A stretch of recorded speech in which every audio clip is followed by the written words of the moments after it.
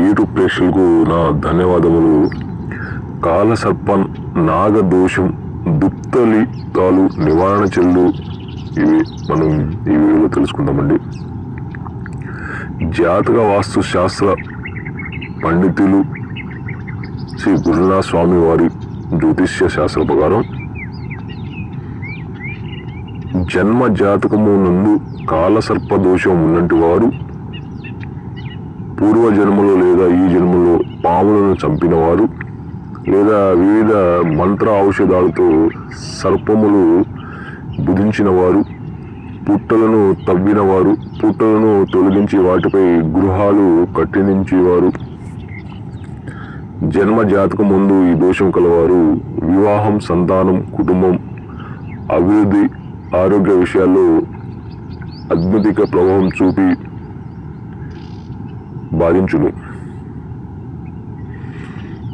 జాతక చక్రంలో నాగదోషం వలన ముఖ్యంగా వివాహం ఆలస్యం కావటం, సంతాన సమస్యలు ఎదుర్కోవడం జరుగుతుంది. జాతక చక్రంలో రాహువు గాని కేతువు గాని 1, 2, 5, 7, 8 స్థానాల్లో ఉండి ఎటువంటి శుభగ్రహ దృష్టి లేకుండా అశుభ స్థానాల్లో ఉన్న నాగదోషం సర్పదోషం అంటారండి.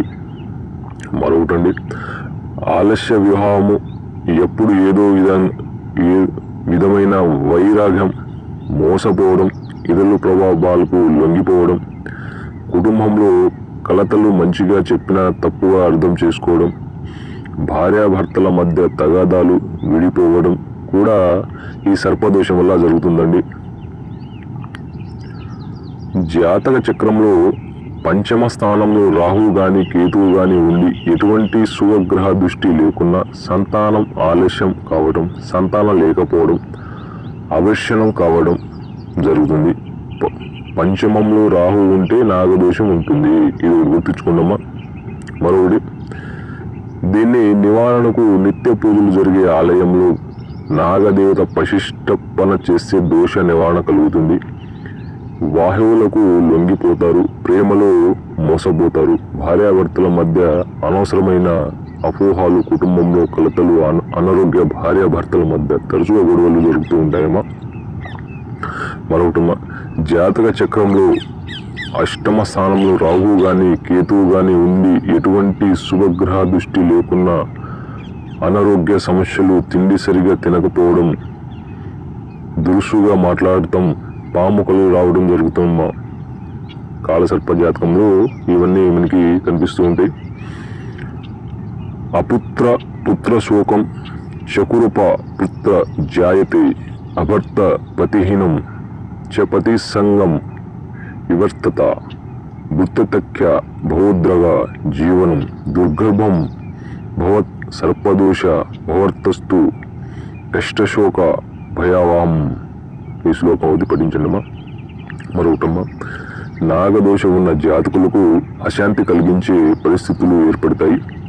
సంతానం కలగకపోవడంతో పాటు ఆర్థిక సమస్యలు, వివాహంలో జఫం, అంగవిహిస్తులైన సంతతి జన్మించడం, పుత్రశోకం, వైవాహిక జీవితంలో ఆటంకాలు నాగదోషం వల్లనే ఏర్పడతాయని నేను మీకు సూచిస్తున్నానమ్మా. నాగదోష నివారణకు శుభతిథులను ఎంచుకుంటే ఇలాంటి దుఃఖ ఫలితాల నుండి బయటకు పడొచ్చును నేను మీకు సూచిస్తున్నాను.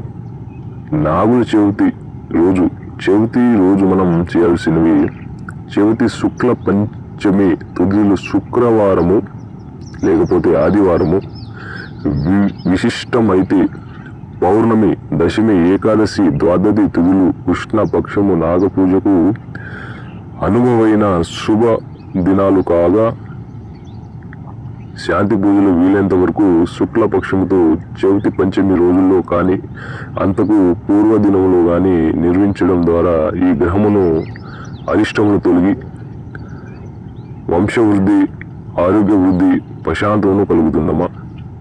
దోష ప్రభావాన్ని బట్టి మాత్రమే పరిష్కారం చేసుకోవాల్సింది నేను సూచిస్తున్నాను.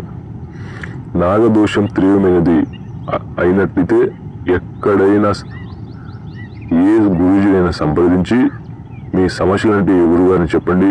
ఆయన తప్పకుండా మీ సమస్యలన్నీ సాల్వ్ చేయడం జరుగుతుందమ్మా.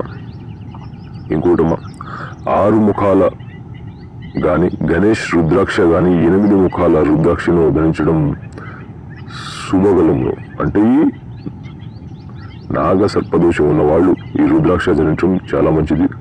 మరొకటి, ప్రతి శుక్లపక్ష పౌర్ణమి అమావాస్య తిథులు శనివారం నాడు గుర్రాలకు గుగ్గిళ్ళు పెట్టడం, పక్షులకు ఆహారం పెట్టుట వలన కూడా నివారణ కలుగుతుంది. ఇది ఒకటి గుర్తుంచుకోండమ్మా. నాగ ప్రతిమ సుబ్రహ్మ 27 రోజులు పూజించి ఏదైనా నిత్య పూజలు జరిగే ఆలయంలో దానము చేయడం చేత నివారణ కూడా మనకి కలుగుతుంది. ఇది ఒకటి గుర్తుంచుకోండమ్మా. ప్రతి సోమవారం రాహుకాలం ముందు నాగదేవతల పాలతో అభిషేకించి స్కిరాన్నం నివేదించి పాలను దానం చేయటం వలన కూడా ఈ సర్పదోషం అనేది కొంచెం తగ్గముఖం పట్టడం అనేది జరుగుతుందమ్మా.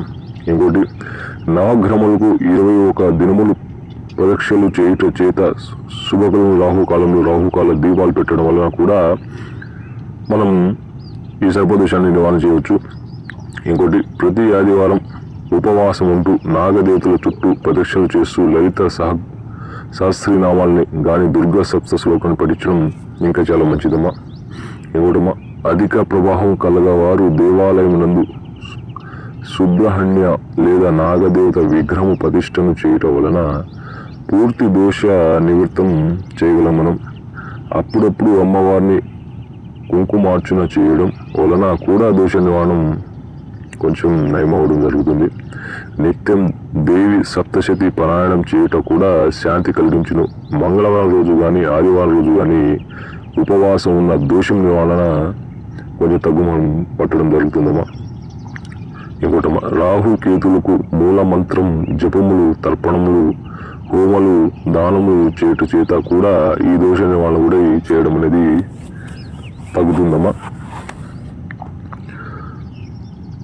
ప్రతి మంగళవారం సుబ్రహ్మణ్య స్వామిని అర్చించుట, అభిషేకించుట కూడా సప్త ఫలితాలు ఇచ్చును. సుబ్రహ్మణ్య స్వామిని ప్రతి మంగళవారం చేయడం ద్వారా మనకు కూడా ఈ నాగదోష సర్పం నుంచి కొంచెం విముక్తి కలుగుతుంది. ఇంకోటి ముఖ్యమైనది, వెండి నాగప్రతము చేయించి 11 దినములు మూలమంత్ర సహితముగా పూజించి దానము చేయుట వలన కూడా దోష నివారణను మనం తగ్గించుతున్నామా. ఇంకోటమ్మా, మినుములు, నువ్వులు, ఉలువలను నానబెట్టి అందులో బెల్లం కలిపి ప్రతి మంగళవారం గోమాతకు ఆహారం అందజేసి ప్రదక్షిణలు చేసే దోష నివృత్తములను చేయవచ్చమ్మా.